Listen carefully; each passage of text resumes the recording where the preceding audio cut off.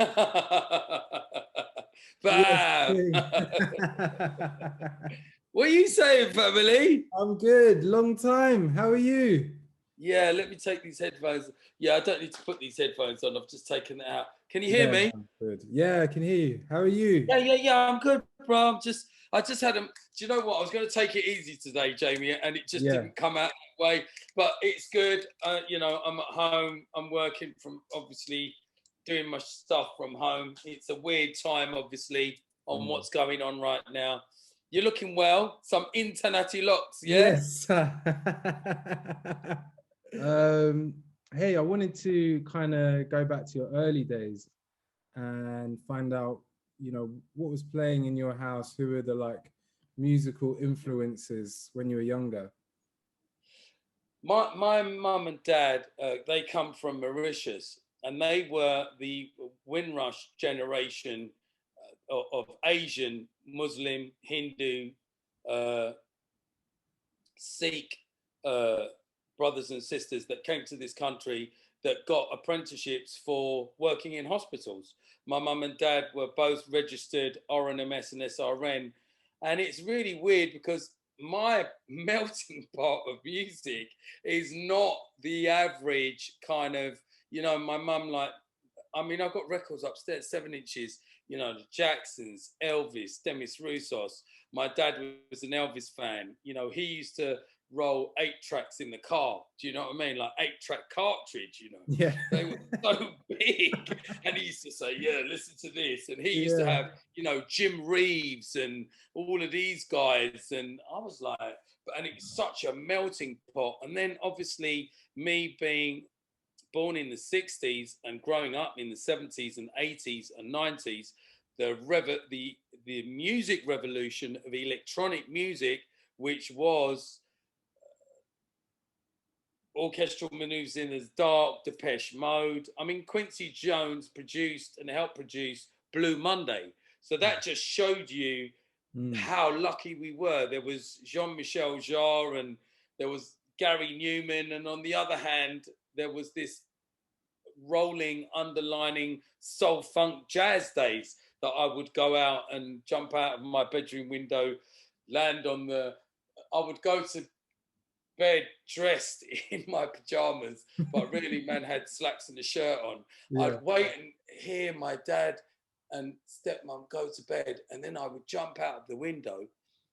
I would jump onto the ledge, off the ledge, onto the front garden, and then I'd run all the way from Valentine's Drive, if you know where that is in Colchester, all the way up to the Embassy Suite. Get there, man was sweating, and to catch the last hour Yeah. of watching these DJs like Jimmy Dixon and Dave Malone and Ian Jerry, and then that they had these guys Gary Soul and sometimes Robbie Vincent would be there.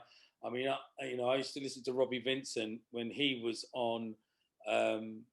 I used to listen to Vincent when he was still on Radio Caroline, and Mm. then man went to Radio One, and Mm. so was Tony Blackburn.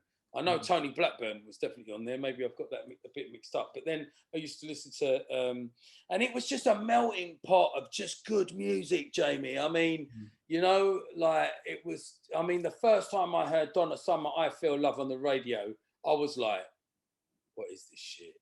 All of these ping, ding, a ding, a ding, ding, and I was thinking, Mm. "What is this?" And then luckily, I made my way. Buster Brooker, who was the local soul hero at Oscar's nightclub. He was massive on Radio Orwell. He gave me my break. I played in a champagne bar for 3 years. And one day he said to me, come in and play next door. And that was my break. But I was brought up on loose ends. I was brought up on, I was very lucky from the age of 17. I'd already had my first residency. I was already playing at an all-black club in Cinderella's, Mm. and I was learning my craft. Man was playing from 9 o'clock at night till 2 o'clock in the morning. So, and it was me one, like I'm the DJ. Yeah. Um, and I have been so blessed. But the first record I ever heard that I went to my uncle's was Focus Waves. It was like like a trippy kind of psychedelic band. And then I started to listen to rock, and then I found my way as a youngster Obviously, Michael Jackson was around, Janet Jackson was around, Luther Vandross was around, you know, Whitney Houston was around. I mean, we were succumbed to such great voices at an early age, and that would set the standard. It's like, if it's not as good as that, then it's no good. Do you see what I'm saying? And there was a big UK soul scene going on. Not so much the reggae. The reggae then was more all Jamaican, but there was obviously a dub sound system, Yardie Brothers, you know, like when you look at all the early films from the 70s, you know, but again, there was a lot of racism then. No one was really clear on what was going on. There was a lot of racial tension. It wasn't until 88, 89 that I would be a young man, 22, coming into London, and then Acid House smashed it out. Do you know what I mean? Changed the wave. So, well, yeah, I've been exposed to some great musicians, and that's really helped me to develop as an artist and as a producer, I think. So my mum and dad, and also they had Sega music. So Sega music's in our blood. It's like soca. Yeah. So my mum and dad will be dancing in the house. My dad's friends would be coming over playing the guitar. They used to like a booze up back in the day. So my grandmother played the bloody accordion. You know, them big things, like, And she was from Mauritius. So when she'd come, she'd have, like, I'd be like, what the hell is that? But I had a big piece of my mum and dad, their heritage of their music. You know, it was from the Beatles to David Bowie. Do you know what I mean? It was right across the board. So what an amazing melting pot, you know. You said you were already... Oh, sorry, and I didn't mention hip hop. Hip hop was such a big thing when I was growing up, you know, especially in Colchester, and being of colour, it was the only way really, soul and funk and hip hop, to identify and go, oh, well, those people look like me. Because if you're in a town that is not multicultural, or segments of people, you know, like you'd have Asians, you'd have black people, you might have, you know, Chinese people, whatever, but it wasn't really integrating. There was a few of us that integrated, but that really was the melting pot, was me finding out my own identity, because I was different. Do you know what I mean? You said that you were already DJing at around 17 in those... Well, no, I was DJing around 8 to 10, because I was doing the school parties. So I was already in the school playing, like, on the decks and setting my shit up. So that was, I've been on the decks. My family, one of my uncles owned an electrical shop in Colchester. So I'd already seen Citronic decks. So as I was growing up, hip hop and the DMC was such a big thing. My dad, when I was 12, bought me one Pioneer pitch deck, and then I had another Garrard deck, and then I had my Sound Lab mixer, which I've still actually got upstairs. And I was like, wow. And I didn't come out of my bedroom for 3 years, because I was watching, you know, Cash Money, and I would then later on become good friends with Pogo, because I did one of the first parties in London, in Colchester, at Woods Leisure Centre, when I was maybe 18, 19, and that was called the Bat Rave, and I booked Pogo for that party. There was the Mackenzie brothers in Colchester. They were renowned. One of my mates who taught me how to mix, Tony, he was a DMC guy that put the mixes together. And my other friend Bainey, he was a sprayer. So it was in our blood. Do you know what I mean? Like, it was 100%. Was there a moment when you wanted to kind of not switch from DJ to production, but like enter into becoming a producer and making your own beats? That happened very early on. When I was DJing in Cinderella's in Ipswich and in Colchester, there was a young guy called Conan, who is now signed to Strictly Rhythm, and there was another guy who did Right On, and his brother came from a band called Solomon, and we actually went to Bethnal Green, and we went to a studio when we were about 18, 19. And that was my first taste of ever going in a studio and having that. And it wouldn't be until a good few years later that when I was working up at Black Market, at City Sounds, then I would go to Noisegate Studios, and then I would meet Michael, who was engineering for Cole Tough Enough Brown was there, Rebel MC was there, and Aston was there as well, who was engineering for Masters of the Universe, which was Dave Lee. I knew Dave Lee from Colchester, so it was a crazy time. All of this was going on. I've nearly finished my book, Jamie. Amazing. I've been writing it for 10 years, yeah. And then in lockdown last year, I've co-written it with another writer. I won't say too much yet, but it should be finished in March. And that's why these memories are quite fresh, because I've been going over stuff. But it was an amazing time to grow up. I'm so lucky and blessed, you know? And obviously, like Dread, the terrorist track is like an anthem of drum and bass jungle. Thank you, my brother. When you made it, did you have any idea how big and how successful it would become? Back in the day, big man, all I wanted to do was make a dub plate, smoke some weed, play in the dance, and check my girl. You know what I mean? Eat some food, eat some chocolate, and just be happy. Do you know what I'm saying? Did we really know what we were doing then? No. Did we love what we were doing then? And we were the first generation of road men that went on the street, that were entertaining, that were struggling from the old life and trying to make a new life. You know how that is. You're just, you're a little bit, you are a lot younger than me, but it was the same struggle that you had to come through, whether it was racism or are they going to take notice of us? And we've got to work twice as hard. I mean, I'll tell you a funny story. Your dad pulled me aside a couple of times when I was at Kiss FM. There was quite a few funny stories that happened, but one of them stands out is he called me aside one day, and like, your dad's like God. Do you know what I mean? Like, you get called in the room with him, and like, you even back in the day, man was just scared of even to talk to him. And they said, "You're a good just keep doing what you're doing. Yeah, I like what you're doing." And I was like, wow. And another time, I tried to pay him to get some vocals off of him. He said, yeah, come to the studio. And then I came there. Man had a bag of money, and like, I'm going to see Rodigan. I'm going to, not even just Rodigan, David Rodigan. Man's going to get some samples. And then he turned around to me and said, "Boy, I can't do it, I was like, "What?" And he was like, "I can't do it." He said, "I can't vibe in here." He said, "But I'll tell you what, I'm going to give you a DAT, and you're going to take all the vocals off of the DAT, and don't lose my bag, because that's my bag." You could hear your dad talking. Yeah. I looked at him and I was like, we won't lose the bag. And I tried to offer him some money, and he was like, no. And another time, it was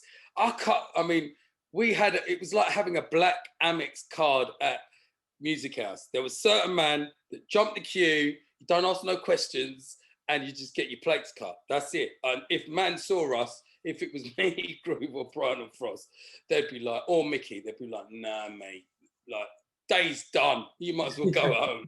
You know what I mean? You could just see the glee on his face, like, what? He just came in, yeah? Anyway, I cut all these dubs, and I went out playing, started playing in the dance, and I'm checking out these tunes. It's bare reggae on the 10 inches, like 4 tracks, one after the other. And I'm like, this ain't my bomber ass tune. Like, and then I turn it over and it's the same thing. And I'm playing it. I'm thinking, nah, mate, they've got my plates mixed up. Next day now, your dad rang me, right? And he said, "Ray Keys, where are you?" And I said, well, I'm at my flat. And this is when Kiss was Holloway Road. And he said, "Listen, I've got a clash, with Ricky Trooper in New York, and I need them dub plates, Mr. Key." And I said, "You know what? Here's my address." And your dad sent a bike, because in those days, man was using bikes to go and drop off a dad, Or, you know, that's how we used to do it back in the day. So he sent a bike from there to here. I can't remember if I organised it or he organised it. And I think, well, he went to New York and smashed it to pieces. But I had about, it must have been about 4 or 5 dubs, bro. So that's like, you think about it, 3 or 4 tunes on each side. That's a good few songs, yeah. So there's a couple of funny stories for you. But I going back to Renegade Terrorist, listen, none of us knew what we was doing. You know, we were just making music. We played at a whole heap of empty dances before it went off and before it became what grime and trap is today on the streets of London. That's what it was like. It was people's growing up music, you know. I remember Mala telling me that them man were too young to go out, but their brothers and their sisters were going out, and they would run and go and get the tape packs. And that was the same for Dizzy Rascal, and that was the same for a whole heap of man from that era. Do you know what I'm saying? And we didn't have the internet, you know, like MySpace came 10 years later. It was all about DJing, tape packs, visually seeing the no selfies or whatever was going on. Man was carrying some brick phone with some digits on it. There wasn't a sat nav back then. And we were just, you know, I would be driving and then man's ringing me up saying, Ray, can you come down Maidstone and do a 2-hour set tonight? On the night, you know. Oh, but I'm going to play at Milwaukee's. I'm doing 12 till. Come there afterwards. Yeah, Slammers. All right. What's the piece saying? Yeah, okay, cool. Man's coming. Who would even think that would be even happening? Like you would get booked on the night. But because we were DJs that would travel around, there would be only a certain amount of us. You had to have a car, you had to have a phone, and you had to have tunes. And many times, you know, we'd be filling in for someone or whatever, and we just made those tunes to play out and to entertain the crowd. And it was so, I mean, when I used to go Paradise, they used to put us on so late in the morning because they know that you hold the crowd. Randall, me, Kenny, you know what I mean? Like it was those times there where they'd want you to do a 2 to 4 or a 4 to 6 because you'd have to hold them. Do you know what I mean? And you'd have to, you know, as a selector, sometimes when you go in the dance, you look up, you see what's going on, you take them quite deep, and then you think, let me just slap them with a little classic now and let all the girls go crazy and then get back to the business. Because what we do is we push the sound, and we have been pushing that from day one, and we push the technology, and DJs are supposed to take risks. That's how you break tunes. Before, when I went to London, 88, 89, I just used to play all the favorite tunes that everyone wanted to hear. But it's only as you become an artist like yourself, and then you start to develop your own style and your own imprint. And I suppose that minimal, listen, I didn't know who any of the Studio One, like that just bypassed me until I was 21, 22. And when I went to Music House, this little shack, you know what I mean? And then I started to learn about Studio One and that Mad Professor. And then I started thinking, shit, you know what I mean? Like there's a whole different baseline what was going on. And to tell you the truth, Renegade, when I made it, was a little bit of a, because everybody was sampling everyone, and I was like, this is going to be my version of dub. This is going to be the new form of how I interpret dub. So because I thought Bob Marley was reggae, and coming from Essex and not being exposed to, you know, all right, we were exposed to Aswad and a few other people, but it wasn't the underground dub sound until I started. I mean, listen, Iration Steppers, when I heard that tune, Can't You See, Ability To, and I listened to that bass line and I heard Dexterous Nightmares on Wax, to me that was jungle. Do you see what I'm saying? Like when I listened to that, I was like, wow, this is a life-changing moment. And there was many times along that path that I would be influenced by tunes. But yeah, that tune there, I just made it, I made it at Gavin's in his mum's pantry on some Sony speakers on an S950. And I just knew when I made it, I wanted to make something that I come from the era of listening to such great tunes that I wanted to leave a mark.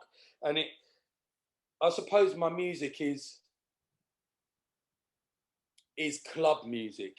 Does that make sense? Yeah. It's like music that's going to have an impact on you, and you're going to walk out and go, "Wow, that tune sounds like leaves its mark." So I was blessed, bro. I was like, I don't think it was a fluke. I think all those tunes that I made over those years, they were just tunes at the right time, at the right place. And don't forget, we didn't know what we was doing. So it's just try a thing and that works. Try a thing and that works. And I was feeding off of, I was like Brian would go, boy, Roddy made a bad tune, and then SS would make a tune, and then it'd be like, we're all again. Then Valve would make a tune, and I was like, nah, man, I've got to go back in. And then Andy would make a tune, and it's like, no, I'm going back in, And that was what it was. It was friendly, but competitive love for each other. And then we would give the dub plates out, always Frost, Brian, Kenny, Randall, Mickey, and then when Nicky come out of the hardcore, and this jungle thing's all right, started to slip him some tunes with his white gloves. Bless you. Yeah. I was just thinking, I worked in the shop with Nicky for 19 years, That's a long time, bro. Like our parents passed away, we got married, we got divorced, we had kids. And it's a long time to be in one institute and be there for that long. And I miss those days. It was an amazing time for music, for integration. And also back in the day, we didn't worry about whether you were black or white who made the tune. We just bust the tune. Exactly. You know what I mean? It could be a white dude. Like, we didn't care. Doc Scott, we didn't care what you were. It was all about the music. Do you know what I mean? So, and I think that was the great thing, because sometimes you didn't know who it was that made that track. You know what I mean? I remember around 95, I heard a Clash tape, and it was, I don't think it was a Clash tape actually, I think it was just a dance in America. And it was Chris Goldfinger, my dad, and a couple of sound systems in America. And we'd get the tapes like 6 months after they'd happened, they'd get sent over. And I remember being in the car, and I remember hearing my dad, or maybe Goldfinger, playing MB Incredible. And up until that point, you wouldn't hear jungle or other genres being played in a reggae dance. Was there a moment for you where you'd realized it had gone beyond the UK and gone like this become an international sound? I think it was a natural progression. Radio 1 were doing One in the Jungle. They were MB Marlon, his dad used to come in the shop. I mean, there wasn't anyone I didn't know. And they were all doing it. You had Soundman Records, Greatest Love Tune, that went to #1. You had MB, you had all of the Ibiza lot, you had all of the third party lot. And these were groundbreaking underground records, Potential, Bad Boy, just way ahead of their time. Third party, way ahead of their time. And I think we knew, when Steve Jackson started to play jungle on Radio 1, you just knew. And then you had the silliness, Sesame Street, this, that, and the other, which you're always going to have. But if people think they can make money out of it, they're going to.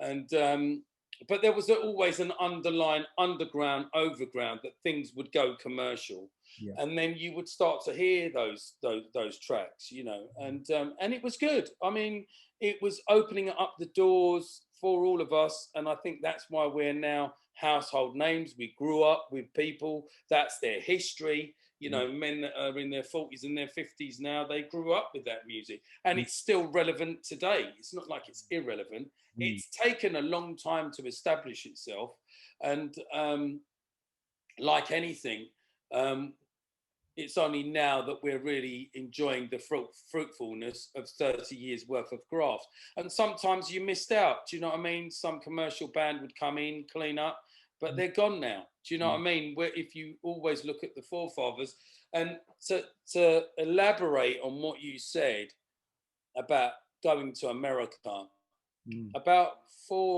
about 7, 8 years ago, I played. Yeah, it'd be more than that. Maybe 8. Yeah, 8 years ago. 8 years ago, I played in a nightclub in Brooklyn called Output, and I was working with some brothers there.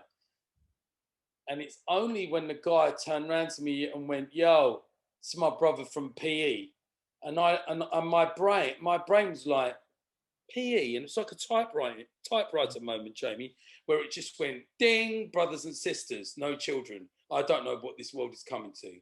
And I looked over at this guy and he goes, "Yo, I got some of your records, man." And I looked over and I went, it was Hank Shockley from Public Enemy. Wow. Now, at that moment, that was the moment where I was like, boy, a man's heard of me, you know. And that was such a, you know, I've got goosebumps there. We've become good friends now. And, but imagine that, you know, I was buying that record when I was 14, blood. Do you know what I mean? There was a certain dance that you used to do with the shoulders. Do you know what I mean? Back in Ipswich, I can see it now because I used to play that tune. I used to play that tune, and I used to play. I mean, another great influence on that Renegade Terrorist tune was Smith and Mighty. When I met them, I said, "You inspired me to make that tune." He went, "What?" I went, "Yeah," because part of the bass line in that tune was what put that track together. But that's when I kind of realized, wow, we've kind of had an impact, and our sound has had an impact, because they would say, we want it as loud as that. Our production and our technical skills, studio skills, was far superior to anybody else in the world. You know what I mean? Like, you know, like back in the day, you'd have a hip hop song and sometimes it'd be out of loop or out of sync or a 3-bar beat. Do you know what I'm saying? But where we was very regimental, it was, you know, I'm engineering now, but like people like Gavin and all that, they were well ahead of their game. Nookie was streets ahead.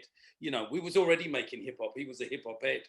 So they would listen to the production. So that's when I give thanks, Jamie, and I say, wow, man's like come full circle.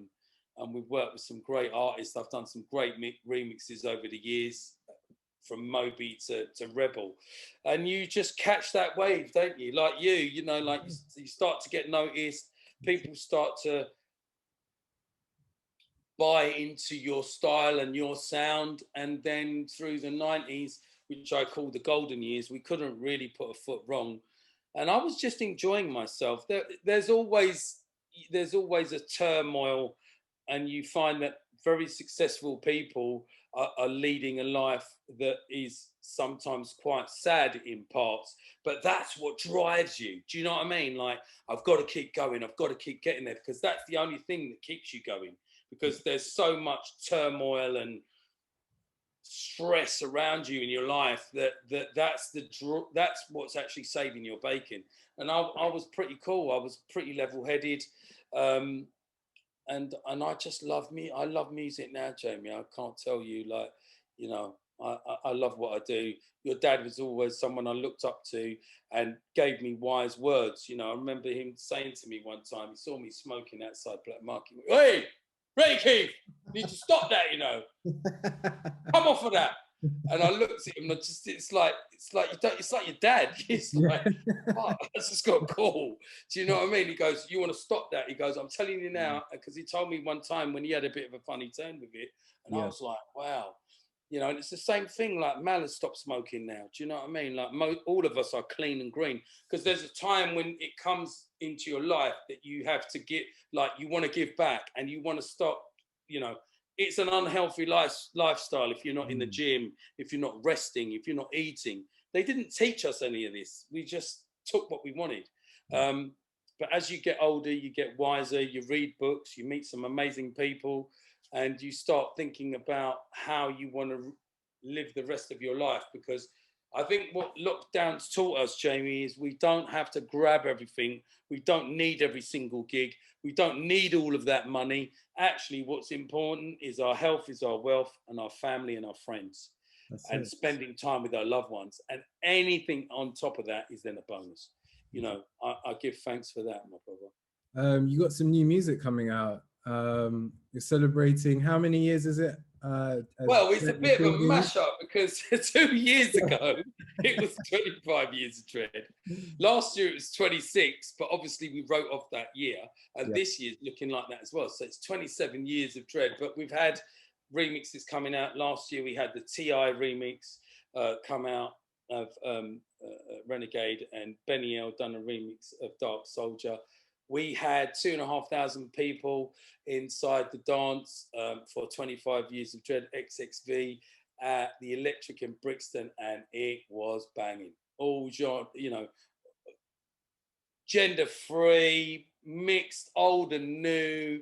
I was walking through the crowd and people were shaking my hand, and I actually wanted to cry because I was thinking, wow, you know, like all of these people grew up with us, they know this sound. And the way we curated the night, my nephew is Joy Orbison, and he done a set with Ben UFO. They played early, and that was very respectful as well. They wanted to play early, and then we curated the night, and all my friends played, and I was just like, I just couldn't believe it, you know, like you just think, where's 25 years gone?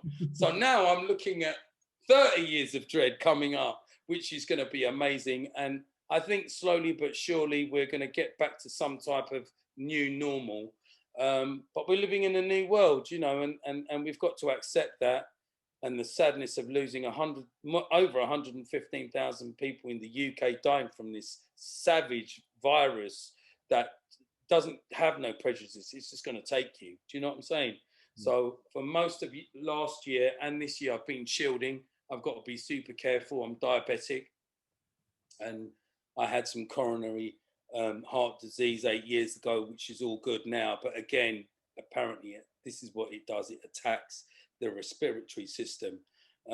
So again, we have to be super blessed, you know what I mean? And just do what we're doing. But yeah, I mean, we've had loads of music coming out. We've had You've been in the Dub studio Plate as Dread. well. Huh? You've been busy in the studio as well, right? Yeah, I've been doing a lot of remixes. I've got a couple of albums coming out, a new album coming out later on this year called The Birdman. And that kind of happened through lockdown when it was really eerie. And every morning I'd be the first one up, and I'd just go out, and any bread that was like going off the same day, I'd just be like breaking off the bread and throwing it. And then 5 minutes later, I'd be washing up and I'd see bare birds coming out, right? And I was like, what a wicked name for an album, Birdman. So I've done the Birdman album. I've done a new album for the Dark Soldier, which will be next year. I want to finish that off, and that's called Stand Up. And then I've done another new, it's kind of like a old school jungle, but you can play it in today's dances, and I call it the 21st century jungle. And that album's finished. And also I found 115 tracks that never came out on that. So we're doing some special 5-piece vinyl, limited edition, 500. That's it. It's never going to come out. But for all those avid, and it's jungle. Do you know what I mean? It's stuff that we made that we didn't like. It didn't come out. I mean, I think it was about 200 or 300 DATs that went over. They lifted 500 tracks off of DAT. 115 or 118. We never heard of them before. And I sat down with my girls one day and I played them, and they were like, wow, Dad, this is crazy. And it's mad listening to stuff that you made 25 years ago that sounds so forward even now. And I just struck up a new partnership with someone that I like their vibe. I like the way we're going to put the vinyl out. I like the way we're going to master it. I touch base with Neil, who used to cut all my stuff at Masterpiece. He's now living in Spain, and Shane does all my cuts anyway. But we want to put out that authentic sound, like it's almost like a testimonial. Does that make sense? Of all your gems that suddenly come out? You think, wow, this was supposed to come out now. And that's why we kept those DATs, you know what I mean? To just go through everything. Because to make all of those tracks that we're known for, we probably had to make 20, 30, 40, 50, 100 tracks to get to that spot. but at the time we did, you know, we were very critical about what was coming out, and we would only want to put the best and the cream of the crop. That's why you see a lot of albums over the last couple of years, these Dread Archives.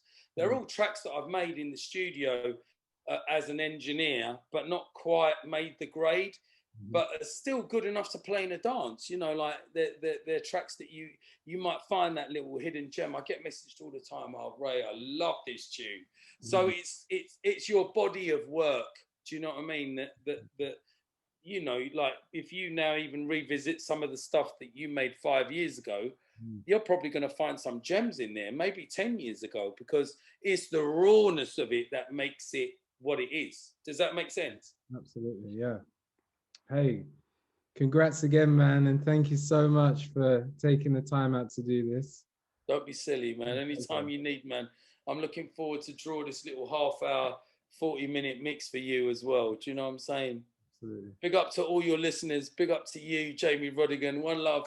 Big up to your dad and your family. And stay blessed, my brother. Stay blessed, Ray. Take care. Thank you. Peace. Peace.